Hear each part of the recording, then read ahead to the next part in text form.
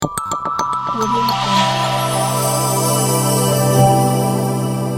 Jungle. الحمد لله رب العالمين وبه نستعين أما بعد فقد قال الله تعالى في القرآن المجيد والفرقان الحميد أعوذ بالله من الشيطان الرجيم بسم الله الرحمن الرحيم ربنا إني أسكنت من ذريتي بواد غير ذي زرع عند بيتك المحرم إلى آخر الآية صدق الله العظيم. بزرگان محترم، ناظرین کرام، کئی دنوں کے بعد آپ کے سامنے حاضر ہوا ہوں. آج میری گفتگو کا عنوان ہے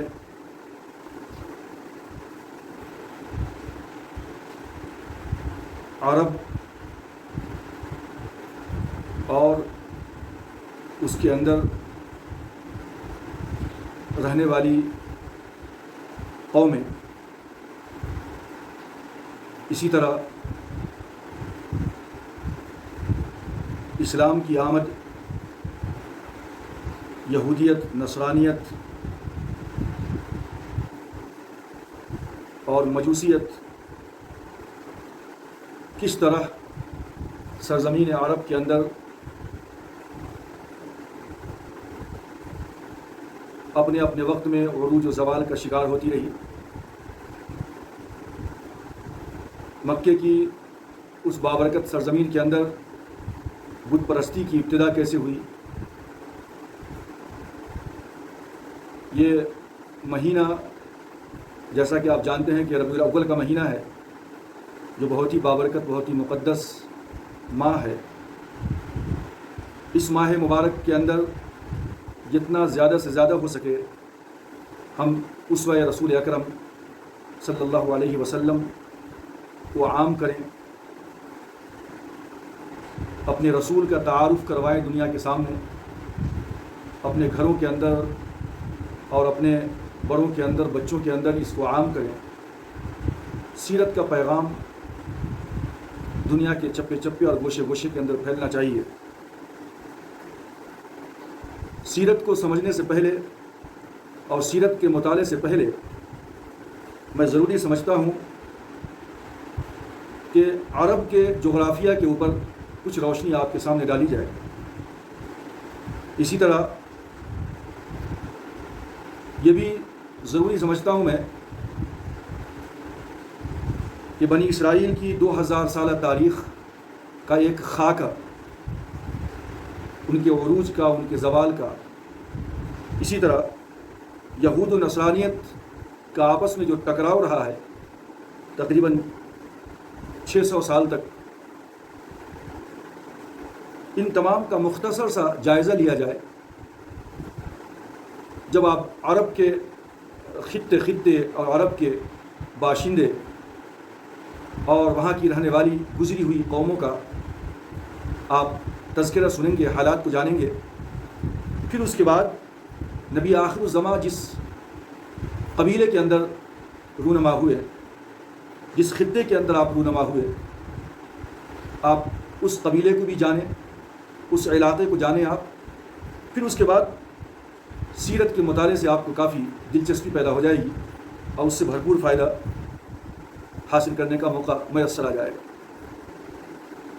خصوصی طور پہ آج کا یہ پیغام اور آج کی یہ ویڈیو میں اپنے اسٹوڈنٹس کے لیے، نوجوانوں کے لیے، کہ جو طالب علم ہیں، جو اسٹوڈنٹس ہیں، جو یہ جاننا چاہتے ہیں کہ بنی اسرائیل کی تاریخ کیا ہے، عیسائیت کی تاریخ کیا ہے، نبی آخر الزماں کب تشریف لائے دنیا کے اندر، کیا حالات تھے اس زمانے کے. تو میں سمجھتا ہوں کہ آج کی اس گفتگو کے اندر مجملاً یہ تمام کی تمام باتیں آ جائیں گی. جب ایک خاکہ آپ کے سامنے آ جائے گا تو آپ پھر اس کو تفصیلاً بھی مطالعہ کر سکتے ہیں اور اپنے علم کے اندر اور اضافہ کر سکتے ہیں. سب سے پہلے آپ عرب کو سمجھیں کہ مورخین نے عرب کو 3 حصوں میں تقسیم کیا ہے. ایک ہے عرب بائدہ، دوسرا ہے عرب عاربہ، اور تیسرا ہے عرب مستعربہ. عرب باعدہ کون ہیں؟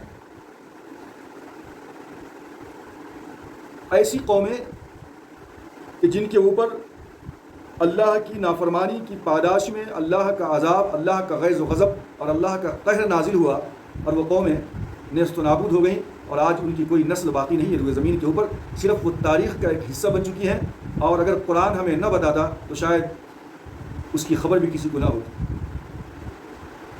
جیسے کہ قوم عاد ہے، قوم سمود ہے، قوم عمالقہ ہے، تو ان کا خطہ بھی سرزمین عرب ہی تھا، ان کے علاقے بھی تقریباً ملک شام کے علاقے یا پھر عرب کی سرزمین کے اندر جو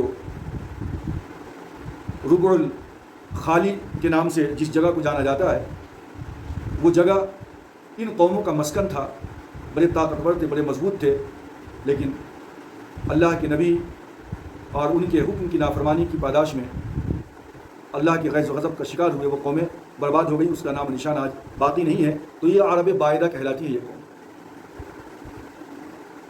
دوسرا عرب عاربہ، جو ایکچول عرب کہلاتے ہیں، یہ یمنی لوگ ہیں،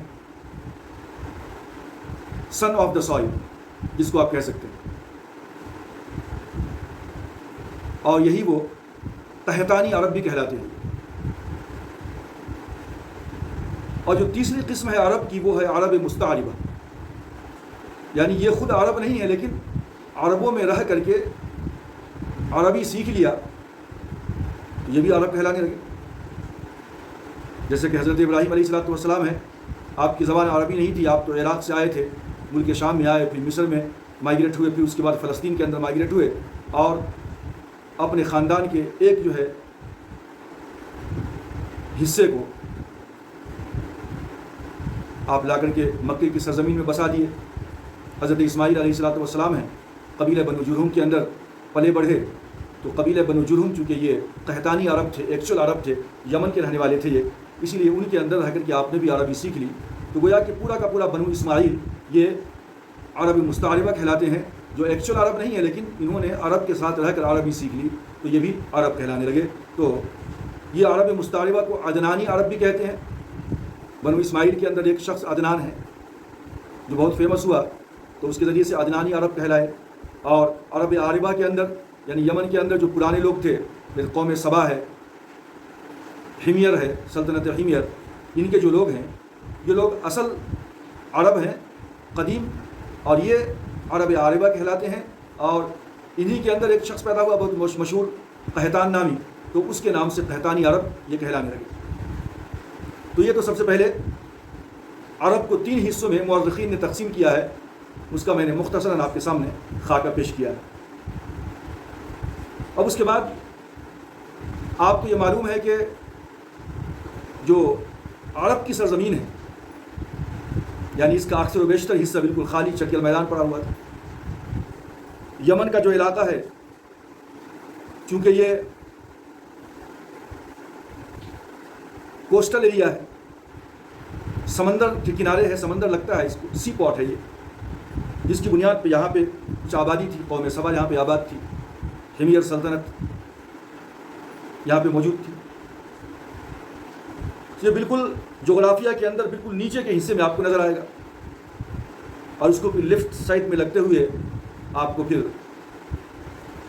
سمندر نظر آئے گا، اور سمندر کے اس پار پھر آپ کو سوڈان ہے، مصر ہے، اس طریقے سے پھر آپ کو حبشہ ہے، ایتھوپیا، افریقہ، یہ سب آپ کو لیفٹ سائڈ پہ نظر آئے گا۔ رائٹ کی طرف آپ اوپر کو جائیں گے تو پھر وہی آپ کو عراق ہے، اور اس کے اوپر ترکی آ جائے گا، اور بالکل اوپر کی طرف آپ جائیں گے، یمن نیچے کی طرف ہے، اب اوپر کی طرف جائیں گے تو آپ کو ملک شام، سیریا، تو وہاں بھی کچھ آبادی تھی سیریا کے اندر، اس کے اوپر روم کا حصہ ہے، پھر جو ہے لیفٹ سائڈ میں اوپر کی طرف آپ کو فلسطین آپ کو نظر آئے گا۔ اگر آپ جغرافیہ دیکھیں گے پورے کے پورے عرب کا تو آپ کو اس طرح جو ہے اس کا نقشہ ملے گا۔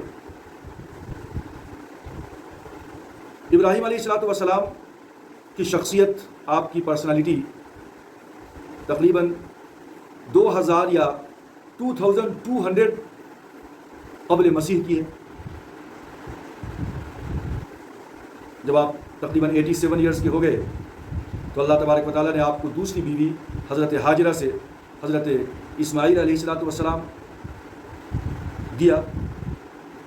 اور پھر جب حضرت ہاجرہ اور آپ کی پہلی بیوی حضرت سارہ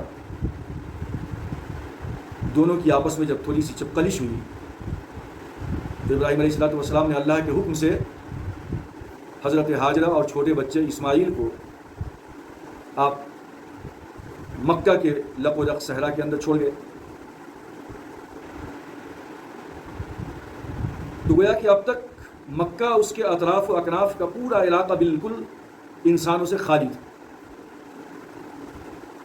کوئی انسان وہاں نہیں بستا تھا. اسی کو قرآن مجید نے کہا کہ ربنا انی اسکنت من ذریتی بواد غیر ذی زرع عند بیتک المحرم. یا اللہ میں نے بسایا ہے اپنی اولاد میں سے اپنی فیملی میں سے ایک سیکشن کو من ذریتی بواد ایسی وادی کے اندر جو بالکل بے آب و گیا ہے جہاں صحرا ہے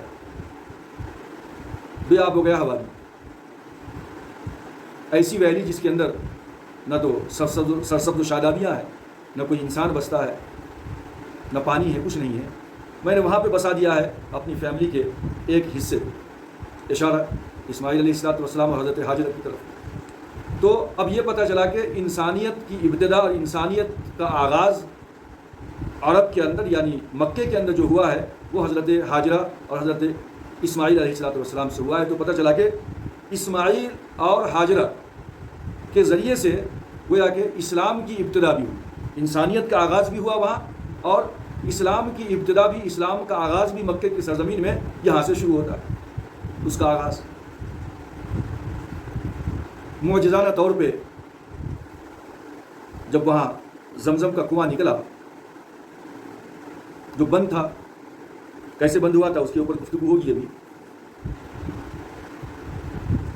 تو اب عرب کے اندر پانی کی تو بڑی قلت تھی. جہاں پانی مل گیا لوگ بہت اس کو غنیمت سمجھتے تھے اور وہیں پہ لوگ اپنا پڑاؤ ڈال دیتے تھے. اتفاق سے قبیلہ بنو جرہم جو یمن سے ملک شام کی طرف سفر کر رہا تھا اس کا گزر وہاں سے ہوا. دیکھا پانی ہے تو وہیں پڑاؤ ڈال دیا. حضرت ہاجرہ علیہ الصلوۃ والسلام سے اجازت مانگی. حضرت ہاجرہ نے کہا کہ ٹھیک ہے تمہیں رہنے کی اجازت تو ہے لیکن پانی پہ کنٹرول میرا رہے گا تم رہ سکتے ہو. قبیلہ بنو جرہم جس کا سردار تھا مزاز بن عمر وہیں پہ سکونت پذیر ہو گیا اور پھر اس نے دیگر قبائل کو بھی وہاں پہ بلانا شروع کیا. آہستہ آہستہ لوگ وہاں پہ قبائل جمع ہونا شروع ہوئے. حضرت ہاجرہ کو بھی انسانوں کی تلاش کی ضرورت تھی چونکہ ماں اور بیٹے دونوں ہی تھے تو لوگوں کا بسنا بھی ضروری تھا. اس طریقے سے وہ فل ہوتا چلا گیا. اسماعیل علیہ الصلوۃ والسلام قبیلہ بنو جرہم جو یمن کا قبیلہ تھا جو قحطانی عرب تھا جو ایکچول عرب تھا اس کے اندر آپ پلے بڑھے. جب جوانی کی دہلیز پہ قدم رکھا تو آپ کی شادی اور آپ کا نکاح جو ہے یہ قبیلہ بنو جرہم کا جو سردار تھا مزاز بن عمر اس کی بیٹی سے ہوا. اور اللہ تبارک و تعالیٰ نے حضرت اسماعیل علیہ الصلوۃ والسلام کو 12 بیٹے عنایت کیے. جس طرح حضرت یعقوب علیہ الصلوۃ والسلام کے 12 بیٹے. تو اب اللہ تبارک و تعالیٰ نے جو ان کو 12 بیٹے عنایت کیے حضرت اسماعیل علیہ الصلوۃ والسلام کو اس میں 2 بیٹے بڑے ہوش مند تھے. بڑے بیٹے کا نام تھا نابت اور دوسرے بیٹے کا نام تھا قیدار. نبی اکرم صلی اللہ علیہ وسلم قیدار کی نسل کے اندر آتے ہیں. نابت بڑا بیٹا تھا تو اب خانہ کعبہ کی سرداری جو تھی لیڈرشپ وہ حضرت اسماعیل علیہ الصلوۃ والسلام کے بعد منتقل ہوئی آپ کے بیٹے نابت کی طرف. پھر نابت کے بعد حکمرانی اور لیڈرشپ جو منتقل ہوئی وہ نابت کے دوسرے والے بھائی یعنی قیدار کی طرف. اور اس کے بعد پھر جو دوسرے لڑکے تھے اور 10 حضرت اسماعیل علیہ السلام کے، وہ اتنے زیادہ ٹیلنٹڈ نہیں تھے کہ وہ پوری قوم کی لیڈرشپ کو برقرار رکھ سکیں، لہٰذا اب قیدار کے بعد لیڈرشپ جو ہے منتقل ہو کر کے نابطہ اور قیدار کے نانا یعنی مزاز بن عمرو کی طرف آ گئی۔ اب یہ مزاز بن عمرو کافی دنوں تک وہاں کے حکمراں رہے، عرب کے، مکے کے۔ قومیں آتی رہیں، قبائل ادھر ادھر سے آتے رہے، کبھی ایک طاقتور قبیلہ دوسرے قبیلے کے اوپر حملہ آور ہو جاتا تو وہ جگہ چھوڑ کر کے تھوڑا اور دور چلے جاتے، اور اسی حالات میں بنو اسماعیل کے 2 قبیلے جس کو آپ جانتے ہیں اوس اور خزرج کے نام سے، یہ لوگ یہاں سے مائگریٹ ہو کر کے مدینے میں جا کے بس گئے تھے۔ اب مکہ کے اطراف میں جگہ بھی کم پڑنے لگی تو تھوڑا دور دور لوگ منتشر ہوتے چلے گئے، پھر آپس کی مٹ بھیڑ، آپس کے تناؤ میں بنو اسماعیل ادھر ادھر منتشر ہو گئے۔ اب حکومت تو مزاز بن عمرو کی تھی، اور اس کے بعد پھر یعنی قحطانی عرب قبیلہ بنو جرہم کا جو لیڈر تھا مزاز بن عمرو، اور اس کے بعد یہ منتقل ہوتی رہی ایک دوسرے کے اندر، یہاں تک کہ لیڈرشپ تقریباً سالہ سال تک اور آپ یوں کہہ سکتے ہیں کہ تقریباً 2000 سال کے آس پاس لیڈرشپ قحطانی عرب کے پاس رہی مکے کی۔ اس کے بعد آہستہ آہستہ ان کے اندر خیانت، حاجیوں کو تنگ کرنا، خانہ کعبہ کے اندر آنے والے نذرانے ان کو ہضم کر جانا، یہ ایسی عادتیں ان کے اندر پیدا ہو گئی۔ اب بنو اسماعیل والے دیکھتے تھے لیکن کچھ کہہ نہیں سکتے تھے، چونکہ پوری فیملی ان کے نانا کی طرف سے تھی،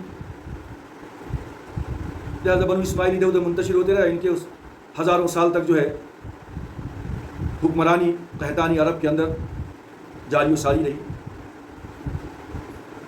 جب ان کی یہ بدعملی بہت زیادہ بڑھ گئی تو اب ایک قبیلہ ان کے مقابلے میں کھڑا ہوا جس کا نام تھا بنو خزاعہ۔ بنو خزاعہ نے 150 عیسوی کے اندر حملہ کر دیا، اور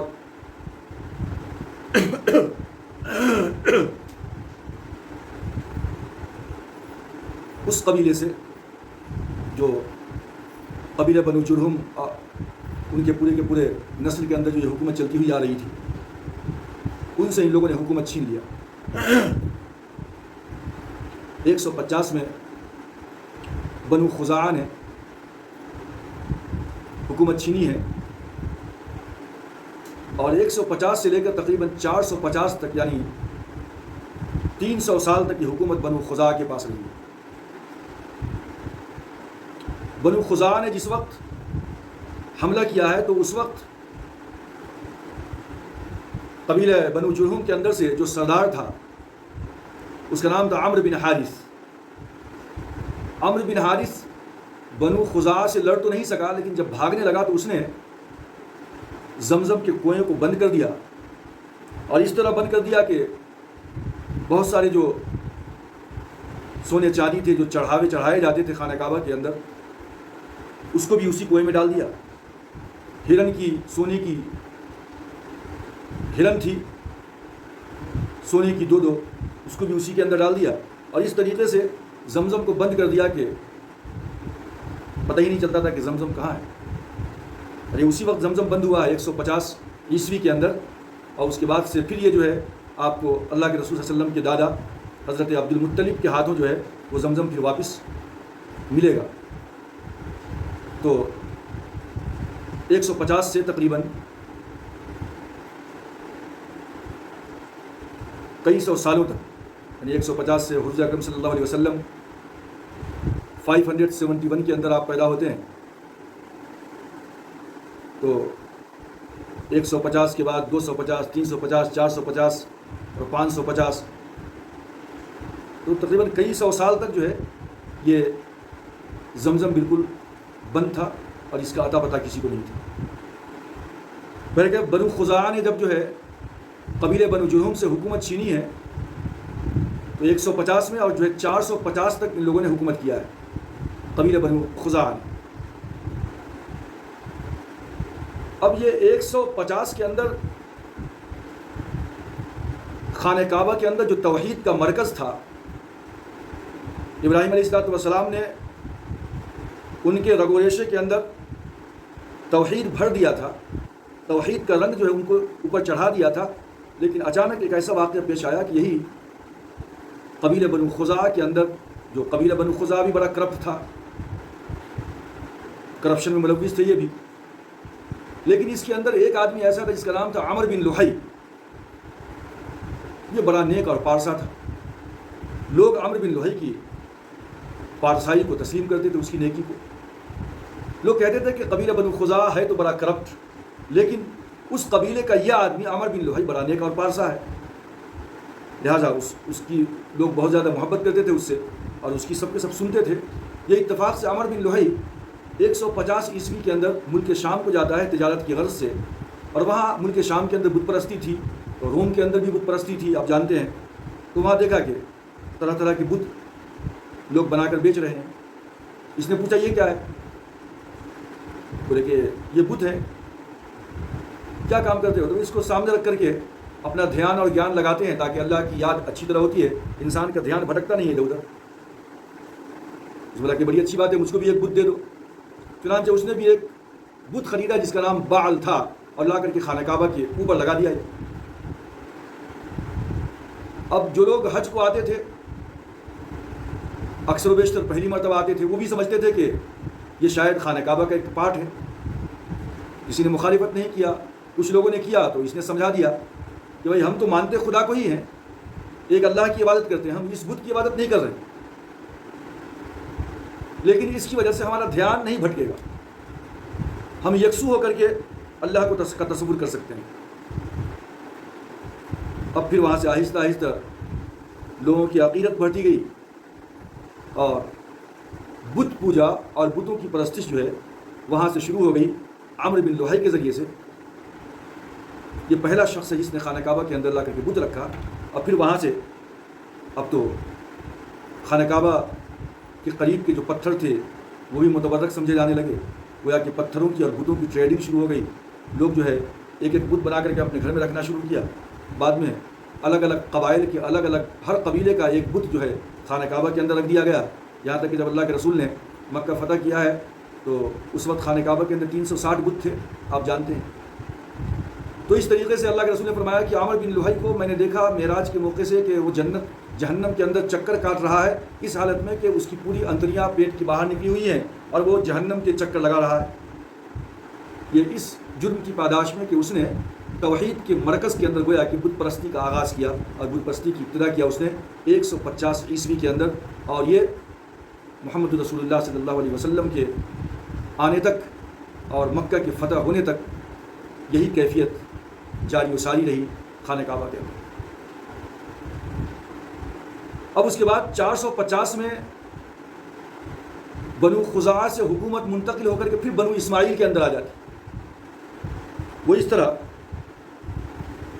کہ جب آپ دیکھتے ہیں رسول اکرم صلی اللہ علیہ وسلم کے خاندان کو تو محمد صلی اللہ علیہ وسلم، محمد ابن عبداللہ ابن عبد المطلب ابن ہاشم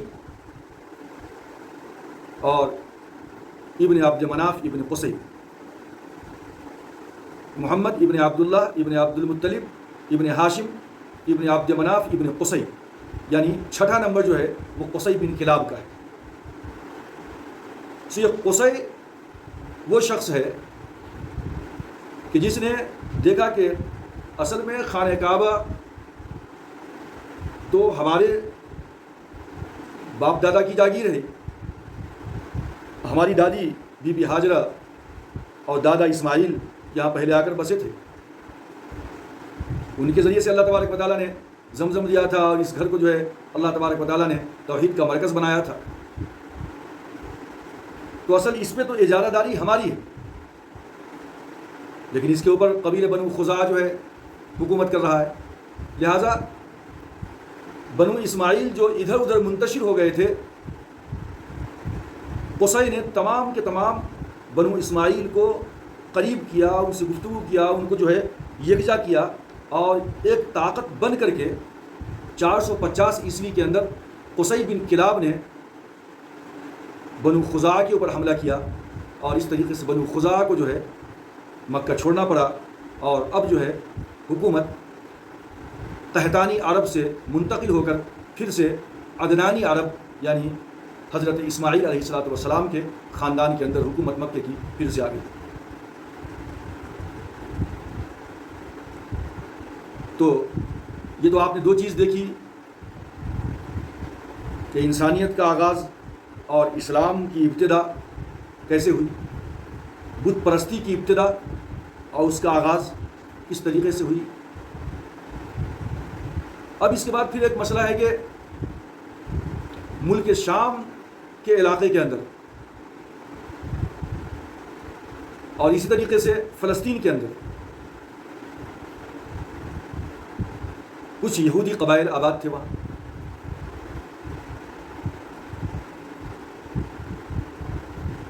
یہودیوں کی جو تاریخ ہے، اگر اس کی ابتدا کی بات کی جائے، اس کے یہودیوں کی تاریخ کے آغاز کی بات کی جائے، وہ تقریباً 1800 قبل مسیح میں ابراہیم علیہ السلام کے پوتے حضرت یعقوب علیہ السلام سے اس کا آغاز ہوتا ہے. انہی کا نام ہے اسرائیل یا بنی اسرائیل، اللہ کے بندے. انہی کا نام یعقوب علیہ السلام کا نام جو ہے اسرائیل بھی تھا، مطلب اللہ کا بندہ. تو گویا کہ یہودیت کا آغاز 1800 قبل مسیح کے اندر حضرت یعقوب علیہ السلام سے ہوتا ہے. لیکن اس کو جو عروج نصیب ہوا ہے، وہ عروج 1350 قبل مسیح کے اندر 1350 BC بیفور کرائسٹ. عیسیٰ علیہ السلام کی پیدائش سے 1350 سال قبل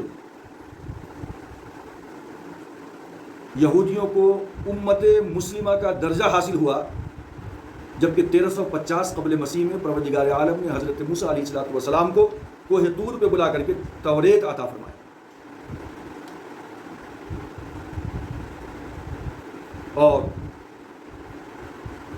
یہودیوں کو 1350 قبل مسیح میں جب یہ عروج نصیب ہوا، امت مسلمہ کی حیثیت ان کو حاصل ہو گئی، تو پھر یہ تقریباً 624 عیسوی تک ان کی یہ حیثیت امت مسلمہ کی دنیا کے اندر باقی رہی. لیکن جب نبی آخر الزماں 571 کے اندر تشریف لائے، پیدا ہوئے، اور 610 عیسوی کے اندر آپ نے اپنی نبوت کا اعلان کیا دنیا کے سامنے، اور اس کے بعد پھر جب آپ مائیگریٹ ہو کر کے مدینہ تشریف لائے تو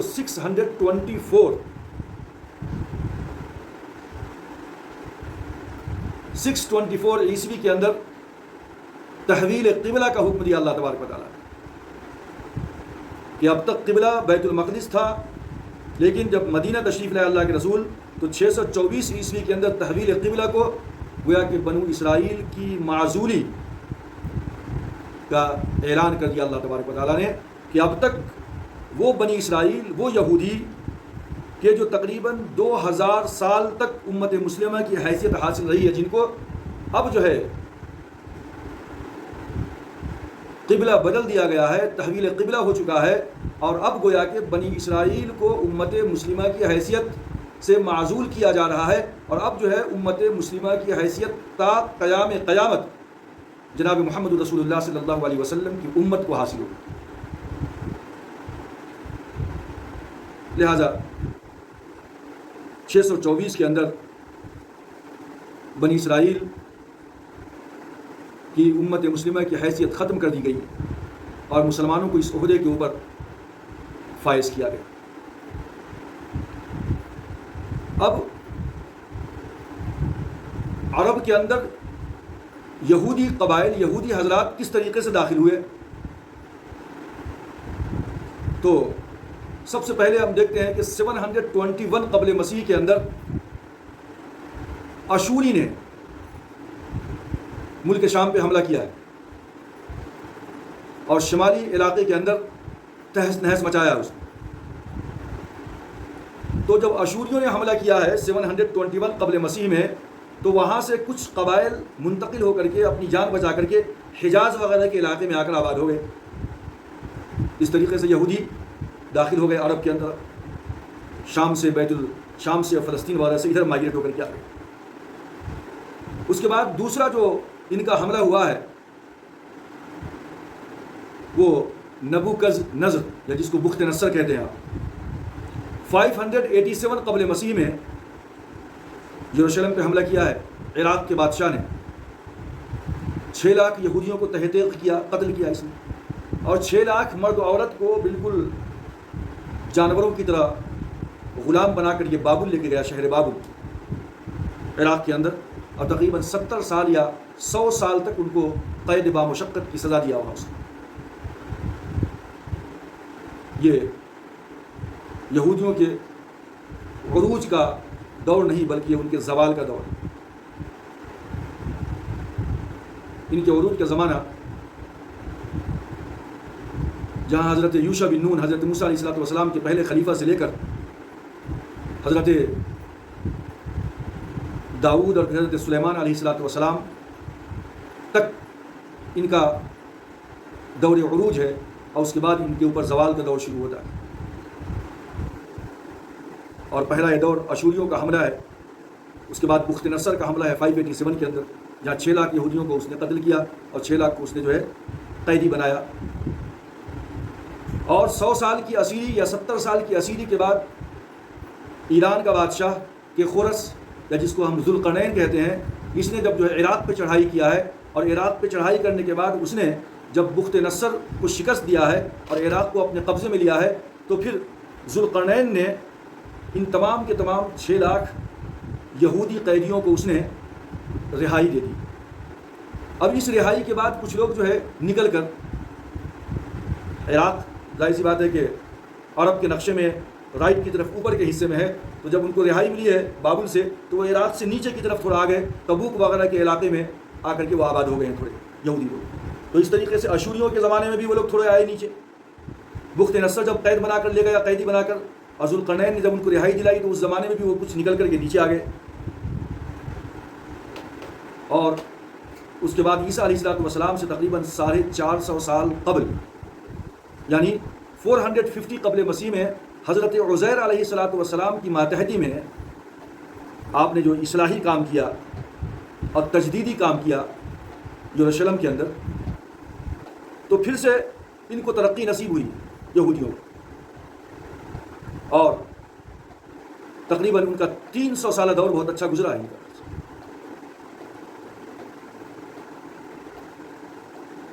اسی کے بعد ان کی مکابی سلطنت قائم ہوئی۔ مکابی سلطنت ان کی 170 قبل مسیح میں شروع ہوئی، اور تقریباً 67 قبل مسیح تک جو ہے مکابی سلطنت کافی زور و شور کے ساتھ ان کی قائم رہی فلسطین کے اندر۔ لیکن اس کے بعد پھر جو ہے ان کے اوپر ایک دور زوال آیا، اور وہ یہ کہ رومی حکمراں پومپئی نے 63 قبل مسیح کے اندر پھر سے یروشلم پہ حملہ کر کے ان کو تباہ و برباد کیا، ہزاروں کو تہہ تیغ کیا ہے اس نے۔ اور اس کے بعد پھر یعنی 63 کے بعد پھر 70 عیسوی کے اندر رومی جنرل ٹائٹس نے ان کے اوپر حملہ کیا ہے، یروشلم کی اینٹ سے اینٹ بجا دیا اس نے، ہیکل سلیمانی کو تاخت و تاراج کر دیا، اور یہ عیسیٰ علیہ الصلوۃ والسلام کو ان کے عقیدے کے مطابق جو صلیب پہ چڑھایا انہوں نے، تو ان کی عمر تقریباً 31 ایئرس یا 33 کی ایج میں عیسیٰ علیہ الصلوۃ والسلام کو صلیب پہ چڑھایا ان یہودیوں نے، اور 70 عیسوی کے اندر تقریباً 40 سال کے بعد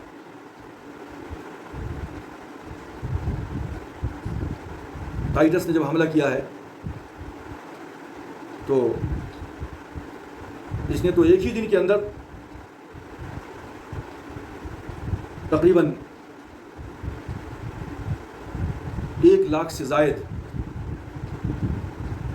لوگوں کو قتل کیا ہے اس نے۔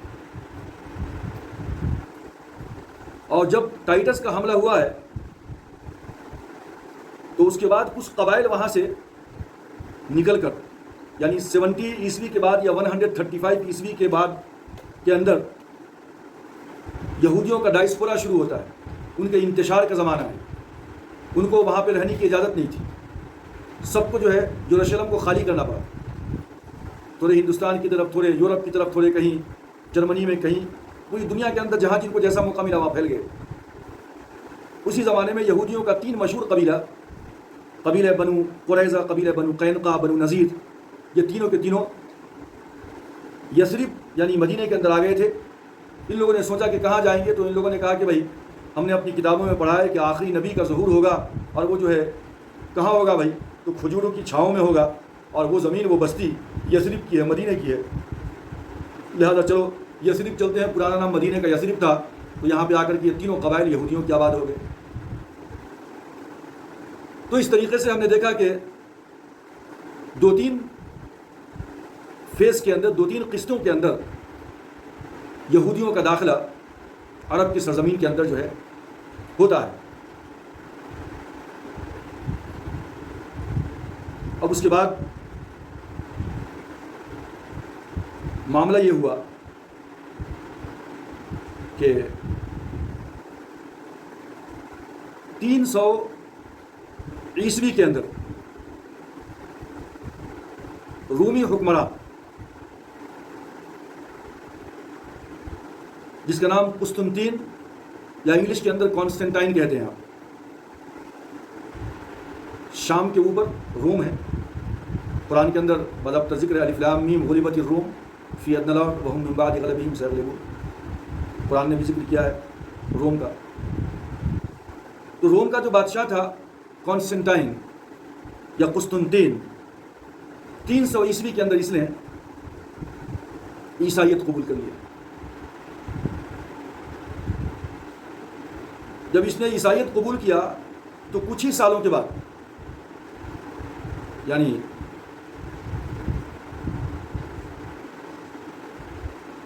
کانسٹنٹائن کے عیسائیت قبول کرنے کے چند سالوں کے اندر ہی پورا کا پورا روم اور اس کے اثرات مرتب ہوئے افریقہ کے اندر بھی، ایتھوپیا، سوڈان، مصر،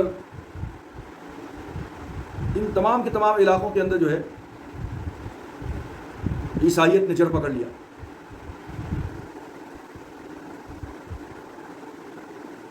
اب جب سارا کا سارا رومی علاقہ، روم کا، اس طریقے سے افریقہ کا جب عیسائی بن گیا، تو اب جو ہے رومی حکمرانوں نے سمجھا کہ اب اپنی سرحد کو اور زیادہ وسیع کیا جائے، چنانچہ رومی حکمران نے حکم دیا 340 کے اندر کہ بھئی اب یمن کو بھی اپنے قبضے میں لے لیا جائے۔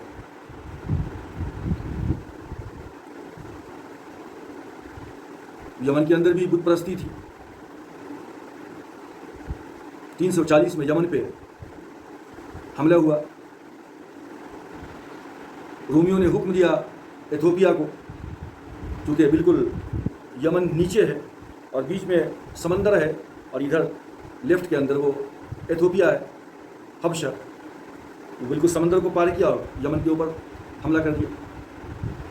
اور ایتھوپیا کی فوج اور پھر اس کے بعد روم کی فوج، تو ظاہر سی بات ہے کہ بڑی طاقت تھی وہ اس وقت، اس سے ٹکرانا یمن کے لیے ممکن نہیں تھا، اسی لیے یمن کے اوپر بھی عیسائیوں کا قبضہ ہو گیا.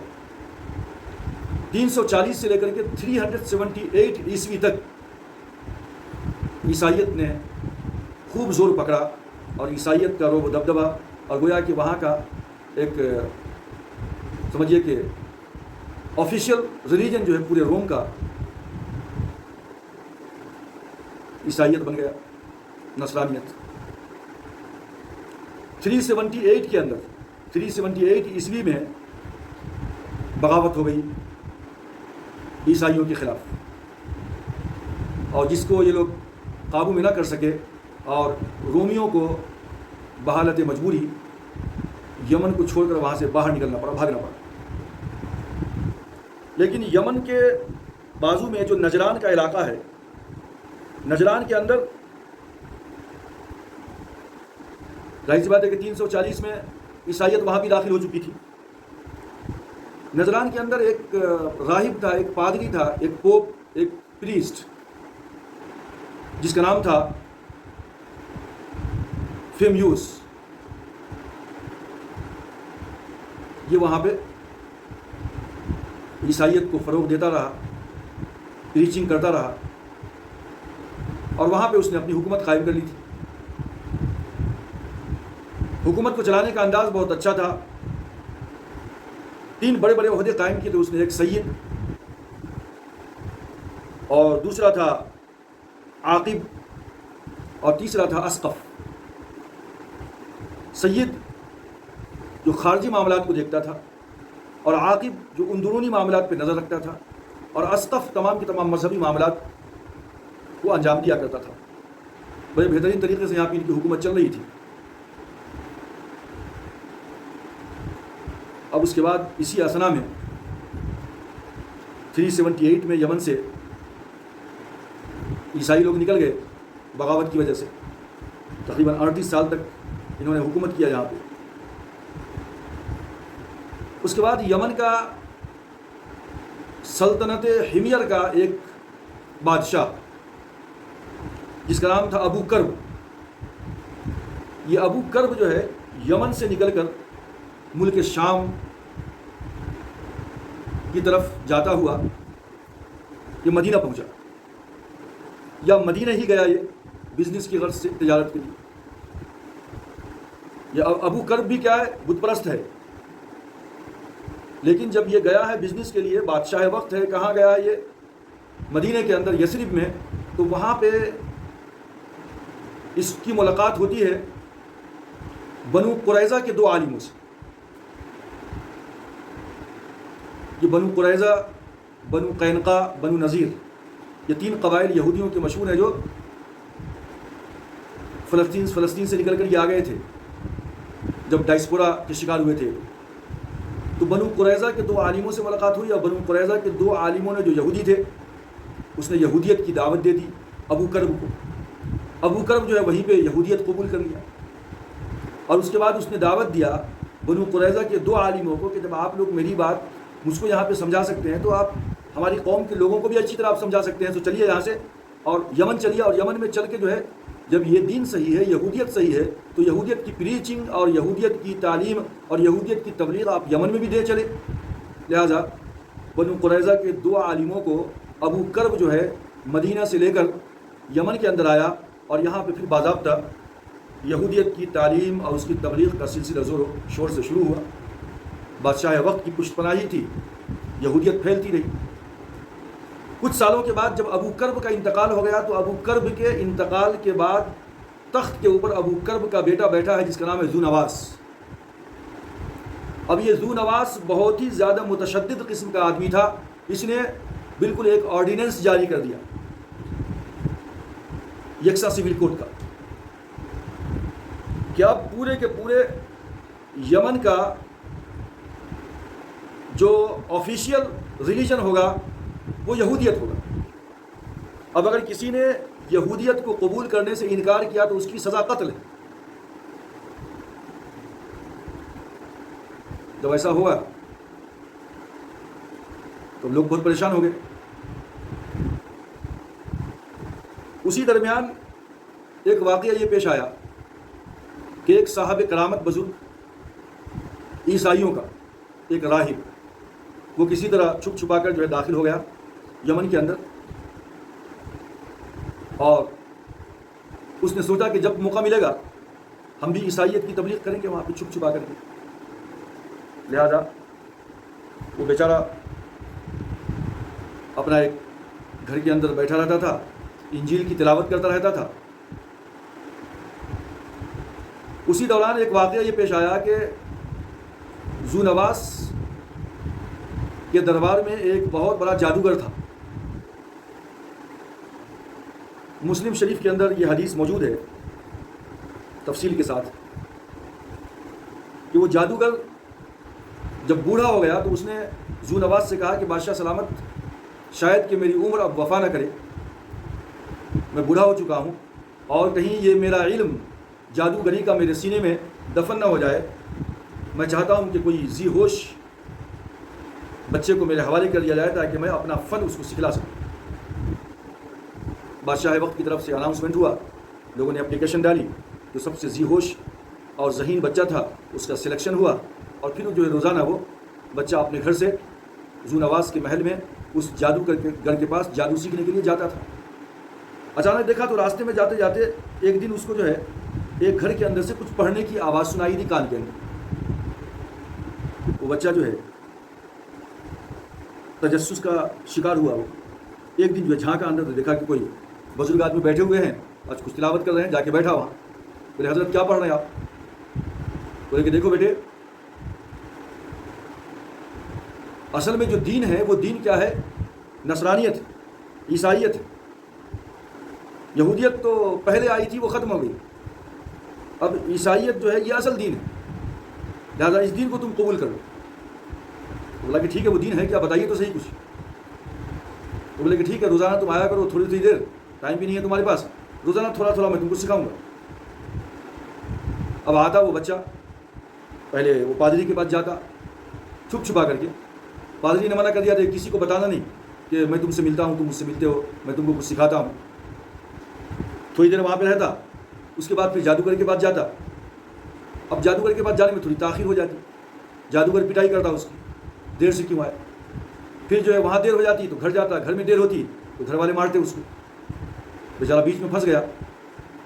تو وہ راہب نے کہا کہ ٹھیک ہے جادوگر سے کہو کہ گھر سے آج لیٹ چھوڑا ہم کو، اور جب گھر پہ جاؤ تو کہو کہ جادوگر نے مجھے لیٹ چھوڑا ہے، لہٰذا اس طرح تم بچ جاؤ.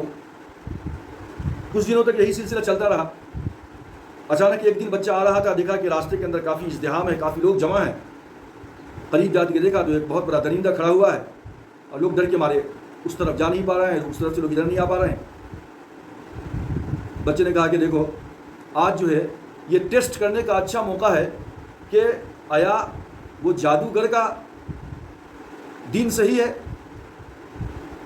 جو یہودیت ہے وہ ہم کو جادو سکھا رہا ہے، یا پھر یہ راہب جو عیسائیت کی دعوت دے رہا ہے اس کا دین صحیح ہے. آج ٹیسٹ کیا جائے.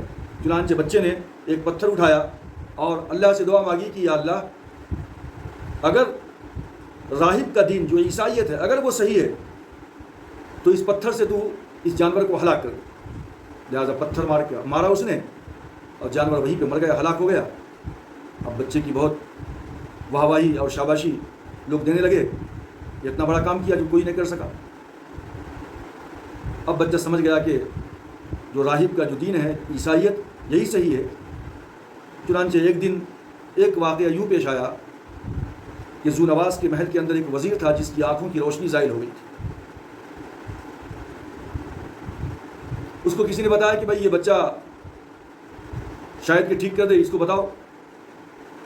بچے کے پاس لایا گیا. بچے نے کہا کہ میں تو ٹھیک نہیں کر سکتا، البتہ میں جس رب کو مانتا ہوں میں اس رب سے دعا کروں گا، اگر وہ چاہے تو تمہاری آنکھ ٹھیک ہو سکتی ہے، بشرطے کہ تم بھی اس رب کے اوپر ایمان لے آؤ. اندھا مانگے آنکھ. اس نے کہا ٹھیک ہے میں تمہارے اس رب کے اوپر ایمان لے آتا ہوں، دعا کروں کہ میری آنکھ ٹھیک ہو جائے. اس بچے نے اللہ سے دعا مانگی کہ اللہ جو ہے اس کی آنکھ کے اندر روشنی عطا فرما دے۔ اب وہ نابینا کی آنکھ اچھی ہو گئی، اب بچہ اور فیمس ہو گیا۔ اب یہ وزیر جب جا کے زو نواز کے پاس مجلس میں بیٹھا تو زو نواز حیران ہو گیا کہ بھائی تو اندھا ہو گیا تھا، تیری آنکھوں کی روشنی کیسے آ گئی؟ اس نے کہا کہ وہ اس بچے نے ٹھیک کیا ہے، لیکن اس بچے نے دعا مانگی ہے، میرے رب نے ٹھیک کیا ہے۔ کوئی اور کون سا رب ہے بھائی جس کو تو مان رہا؟ خوب پٹائی کی اس کی، بولے کہ نہیں یہ تو میرا وہ رب ہے کہ جس نے میری آنکھ کو جو ہے روشنی دی ہے۔ بولے بتا تجھے کلمہ کون پڑھایا، کون سے سب سکھایا ہے کہ تیرا کوئی رب ہے؟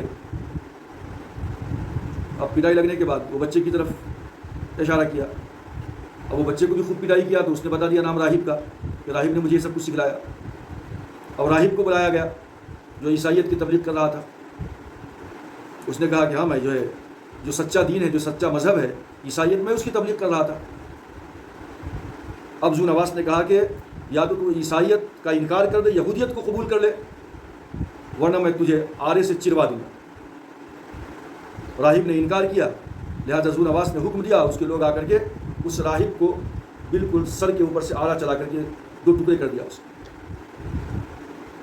اللہ کے رسول نے فرمایا تھا نا کہ پچھلی امتوں کے اندر دین کی خاطر لوگوں کے اوپر آرے چلائے گئے، شاید اسی طرف اشارہ ہو۔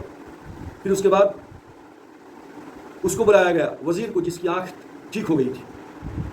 اس نے کہا تو انکار کر عیسائیت کا، یہودیت کو قبول کر لے، ورنہ تجھے بھی جو ہے میں 2 ٹکڑے کروا دوں گا۔ اس نے کہا کہ نہیں عیسائیت مذہبی صحیح ہے، میں اسی کو مانتا ہوں، میں جو ہے یہودیت کو قبول نہیں کر سکتا۔ چنانچہ اس کے سر پہ بھی آڑا رکھ کر کے اس کو بھی 2 ٹکڑے کر دیے گئے، اس کو بھی چروا ڈالا۔ اور یہ جو بچہ تھا، بادشاہ نے زو نواز نے حکم دیا کہ اس بچے کو لے جاؤ اور بہت اونچائی پہ پہاڑ پہ لے جا کر اوپر سے نیچے ڈھکیل دو اس کو۔ اوپر جب پہاڑ کی اونچائی پہ لے گئے اس کے پولیس زو نواز کی، وہاں اوپر چڑھنے کے بعد بچے نے اللہ سے دعا مانگی، یا اللہ آج اس مصیبت سے تو ہی نجات دے سکتا ہے۔ لہٰذا ایک زلزلہ سا آیا اور پورا پتھر جو اس طریقے سے شیک ہونے لگا، ایک طوفان آیا، جتنے اہلکار تھے اس کو دھکیلنے کے لیے لے گئے تھے وہ سب کے سب زمین پہ گرے، اونچائی سے سب مر گئے۔ بچہ واپس محل میں آ گیا۔ زو نواز پریشان، تو کیسے واپس آ گیا؟ سب کہاں ہیں جو لوگ تجھ کو لے کے گئے تھے؟ بچے نے کہا کہ وہ سب مر گئے، زلزلہ آیا، سب طوفان آیا، سب مر گئے، میں بچ کے آ گیا۔ اب بادشاہ نے کہا کہ ٹھیک ہے، کچھ اور لوگوں کو حوالے کیا اور کہا کہ اس بچے کو لے جاؤ، بیچوں بیچ سمندر میں لے آ کے اس کو ڈبو دینا، پھینک دینا اٹھا کے کشتی سے باہر۔ لہٰذا سمندر کے بیچوں بیچ لے کے گئے اس کو۔ وہاں جانے کے بعد پھر بچے نے دعا کیا کہ یا اللہ تو آج اس مصیبت سے مجھے نجات دے دے، بچا لے۔ ایسا مد و زجر آیا سمندر کے اندر کہ کشتی پلٹی، سب کے سب لوگ ڈوب گئے، اور بچہ جو ہے پھر صحیح سلامت کشتی میں واپس پھر محل میں حاضر ہو گئے۔ بادشاہ نے کہا اب تو کیسے آ گیا؟ بولے کہ میں نے اللہ سے دعا کیا، اس نے مجھے بچا لیا، بقیہ سب ڈوب گئے۔ بڑا حیران ہوا وہ۔ تو بچے نے ترکیب بتلائی کہ او بادشاہ زو نواز، تو مجھے نہیں مار سکتا جب تک کہ میری باتوں پہ تو عمل نہ کرے۔ میں ایک طریقہ سکھلاتا ہوں، اسی طریقے کو اپنانے کے بعد تو مجھے موت کی نیند دے سکتے ہو، ورنہ نہیں۔ بولے کیا ہے وہ؟ تو بولے کہ دیکھو مجھے ایک درخت سے باندھ دو اور میرے ہی ترکش سے تیر نکالو، اور تیر نکال کر کے بولو کہ بِاسْمِ رَبِّ هَٰذَا الْغُلَامِ، اس غلام کے رب کے نام سے میں جو ہے مار رہا ہوں یہ تیر، تو میں مر جاؤں گا، اس کے علاوہ کوئی چارہ نہیں ہے مجھے مارنے کا۔ بادشاہ نے کہا کہ میں کسی بھی طرح تیری موت چاہتا ہوں، تجھے ایسے ہی ماروں گا۔ بچے نے شرط رکھی کہ لیکن شرط یہ ہے کہ یہ مجمع عام میں ہونی چاہیے، پبلک کے درمیان۔ چنانچہ لوگوں کو جمع کیا گیا اسٹیڈیم کے اندر اور بچے کو باندھ دیا گیا، اسی کے ترکش سے تیر نکال کر بِاسْمِ رَبِّ هَٰذَا الْغُلَامِ کہہ کر مارا گیا۔ وہ تیر بچے کی کرپٹی پہ جا کر کے لگا اور بچہ جو ہے ہاتھ لگایا اور مر گیا۔ اب اس کا ریئیکشن یوں ہوا کہ یہ تو لوگوں کو ڈرانا چاہتا تھا، لیکن سارے کی ساری قوم جو ہے بالکل زو نواز کے خلاف آواز دینے لگی کہ یہ بچے کا جو دین ہے وہی دین صحیح ہے، عیسائیت ہی سچا مذہب ہے۔ اب زو نواز کو بہت غصہ آیا، اس نے کہا کہ ایک کام کرو، خندقیں کھودو۔ خندقیں کھدوائی اس نے، اور کہا کون کون کلمہ پڑھا تھا عیسائیت کا، کس نے آواز لگائی تھی کہ یہ مذہب صحیح ہے، بچے کا دین صحیح ہے، ان کو آپشن دو۔ اگر وہ عیسائیت سے توبہ کر کے یہودیت کو قبول کرتا ہے تو اس کو چھوڑ دو، اور اگر وہ اپنے عیسائیت والے مذہب پہ قائم ہے تو اس کو اس گڑھے میں ڈال دو۔ لہذا جن لوگوں نے کلمہ پڑھا تھا، جو لوگ عیسائی بن گئے تھے، ان تمام کو گڑھے میں ڈالا۔ حدیث کے اندر یہ بھی آتا ہے کہ ایک عورت تھی جو خندق کی طرف آگے بڑھتی تھی اور گود میں چھوٹا بچہ تھا، بچے کو دیکھ کر کے پھر پیچھے قدم رک جاتے تھے، اس پیچھے ہٹ جاتے تھے۔ تو اللہ تبارک و تعالیٰ نے بچے کو قوت گویائی عطا فرمائی اور بچے نے کہا کہ امی جان کیا دیکھ رہی ہو، کیا سوچ رہی ہو، آگے بڑھ جاؤ، کود جاؤ، آگے جنت۔ بس وہ عورت جو ہے بچے کو ساتھ لے کر اس میں کود گئی، اس نے آگ دہکایا تھا اور تقریباً 20,000 عیسائیوں کو ذو نواس نے اس خندق کے اندر ڈال کر کے جو ہے جلا دیا، زندہ جلا دیا۔ اس کے بعد نجران، بازو میں نجران کے اندر عیسائی پنپ رہی تھی، عیسائیت، اور وہاں پہ وہ لوگ بہت بہتر طریقے سے حکومت چلا رہے تھے۔ میں نے آپ سے کہا تھا شروع کے اندر کہ سید، عاقب، اسقف، یہ 3 مناصب تھے وہاں پہ، اور حکومت زبردست چل رہی تھی ان کی۔ اور یہ وہی لوگ تھے کہ تقریباً سن 9 ہجری کے اندر 70 افراد پہ مشتمل ایک جماعت ابو حارثہ اور ابن علقمہ کی سرکردگی میں اللہ کے رسول صلی اللہ علیہ وسلم سے مباہلہ کرنے کے لیے آئی تھی کہ عیسائیت حق ہے یا اسلام حق ہے۔ اللہ تبارک و تعالیٰ نے سورہ آل عمران کے اندر آیت نمبر 61 کے اندر فرمایا تھا، فمن حاجک فیہ، یا اس کے بعد جو آیت کا جو آخری حصہ ہے کہ فقل تعالوا ندعو ابناءنا وابناءکم ونساءنا ونساءکم وانفسنا وانفسکم ثم نبتہل فنجعل لعنۃ اللہ علی الکاذبین، کہ مباہلہ ہوا تھا اور پھر چند روز کی مہلت مانگ کر یا 1 روز کی مہلت مانگ کر یہ لوگ ڈر کے مارے جو ہے واپس آ گئے تھے۔ یہ نجران کے یہ وہی پادری حضرات تھے جو نجران کے اندر جو ہے یہودی عیسائیت کی دعوت دے رہے تھے۔ 70 افراد پر مشتمل یہ جماعت تھی۔ مشہور واقعہ ہے سورہ آل عمران کے اندر آیت نمبر 61 کے اندر اس کی پوری تفصیل موجود ہے، آپ وہاں سے اس کو پڑھ سکتے ہیں، دیکھ سکتے ہیں۔ اب یہ ذو نواس نجران کے اندر بھی وہی کام کیا جو اس نے یمن کے اندر کیا تھا، اور وہاں بھی خندقیں کھدوائی گئی اور اس میں آگ جو ہے دہکائی گئی، اور اس آگ کے اندر تقریباً تمام کے تمام عیسائیوں کو ڈال کر کے جلایا گیا، جس کا ذکر اللہ تبارک و تعالیٰ نے تفصیل کے ساتھ سورہ بروج کے اندر کیا ہے، والسماء ذات البروج والیوم الموعود وشاہد ومشہود قتل اصحاب الاخدود۔ یہی وہ اصحاب الاخدود ہے، اور یہ واقعہ پیش آیا ہے سن 523 عیسوی کے اندر۔ 523 عیسوی کے اندر جو ہے یہ اصحاب الاخدود، گڑھے والے، خندق والے، النار ذات الوقود، جو آگ بالکل ایندھنوں والی تھی، اذ ہم علیہا قعود، جبکہ وہ سب کے سب وہاں بیٹھے تھے اس کے کنارے، وہم علی ما یفعلون بالمؤمنین شہود، اور جو وہ لوگ کر رہے تھے اپنی آنکھوں سے دیکھ بھی رہے تھے، باضابطہ تماشا بھی کی طرح اس کو دیکھنے کے لیے باضابطہ اہتمام کیا گیا تھا، کس طریقے سے ہم ظلم و ستم ڈھا رہے ہیں دیکھو۔ تو قرآن مجید نے سورہ بروج کے اندر یہ پورے کے پورے واقعے کا ذکر تفصیل کے ساتھ کیا ہے۔ 523 عیسوی کا جو ہے یہ واقعہ ہے اصحاب الاخدود کا۔ تو تقریباً 20 اور 20 40 ہزار عیسائیوں کو ذو نواس نے زندہ جلا دیا۔ اس کے اندر سے ایک شخص دوس نامی کسی طرح بچ کر کے نکلا اور وہ بھاگتا ہوا سیدھا ملک شام گیا، جہاں پہ بادشاہ قیصر تھا۔ پورا روم کے اوپر، شام کے اوپر، فلسطین اور جو ہے ادھر آپ کو افریقہ کے اندر، حبشہ کے اندر، سوڈان کے اندر، ہر طرف جو ہے رومیوں کی حکومت تھی، اور 300 عیسوی کے اندر عیسائی بن گئے تھے سب کے سب، کانسٹینٹائن کے زمانے کے بعد سے۔ اب یہ دوست نے جا کر کے کہا کہ صاحب اتنی بڑی حکومت، طاقت، سلطنت رکھنے کے باوجود ذو نواس اتنا ظلم کر رہا ہے ہمارے ہم مذہب لوگوں کے اوپر، پورے عیسائیوں کو اس طریقے سے زندہ جلا دیا، اتنا بڑا ظلم کیا اس نے۔ چنانچہ اب ملک شام تو اوپر ہے اور یمن بالکل نیچے، وہاں سے آنے میں کچھ وقت لگ سکتا تھا، اس لیے قیصر نے فوراً حکم دیا ایتھوپیا، حبشہ کے بادشاہ کو، چونکہ حبشہ یہاں یمن ہے اور یہ سمندر ہے، اور یہاں پہ جو ہے حبشہ ہے، تو حبشہ جو ہے سمندر پار کر کے یہاں پہ حملہ کر دے گا۔ چنانچہ کچھ فوج بھیجا اس نے، اور پھر جو ہے حبشہ والوں نے 70,000 کی فوج کے ساتھ، جس کا سپہ سالار اعظم بنایا تھا اریات کو، اور دوسرا جو کمانڈر تھا وہ جو ہے ابرہا تھا، ان دونوں کی سرکردگی کے اندر یمن پہ حملہ ہوا، اور ذو نواس یا تو سمندر میں جا کر ڈوب مرا، یا جو ہے وہ مار دیا گیا، ختم ہو گیا ذو نواس۔ اب یہاں پہ حکومت ہو گئی پھر سے عیسائیوں کی. اب یہاں پہ یہ معاملہ ہوا کہ اب کچھ دنوں کے بعد اریات اور ابرہہ دونوں کے بیچ میں کشمکش ہو گئی. اریات بولتا تھا کہ میں حکومت کروں گا اور ابرہہ بولتا تھا کہ میں حکومت کروں گا. لہذا دونوں کے درمیان ٹکراؤ ہوا, مقابلہ ہوا. بولے کہ کچھ لوگ ہمارے ساتھ ہیں, کچھ لوگ تمہارے ساتھ ہیں, آپس میں فوج ماری جائے گی, ہم دونوں مقابلہ کر لیتے ہیں. جو شکست کھا گیا وہ تابعداری کرے گا, جو جیت گیا وہ حکومت کرے گا. چنانچہ ابرہہ جیت گیا اور اریات مارا گیا. اور اس کے بعد اب ابرہہ کو ڈر لگنے لگا کہ بھائی حبشہ کا بادشاہ اور قیصر روم یہ تو ناراض ہو جائے گا. چنانچہ اس نے اپنا سر منڈوایا, تھوڑا خون نکالا اپنے جسم کا, تھوڑی یمن کی مٹی لیا, ایک کٹورے کے اندر اپنے سر کا بال, تھوڑا خون, یمن کی مٹی رکھا. یہ انڈیکیشن اس بات کا تھا کہ میرا سر آپ کے سامنے سر بسجود ہے, میں نے اپنے سر کے بال نکال دیے ہیں, یہ غایت تذلل ہے. اپنے آپ میری حیثیت کچھ بھی نہیں ہے آپ کے سامنے, یہ مٹی ہے یمن کی, گویا کہ میں آپ کے سامنے بالکل سجدریز ہوں.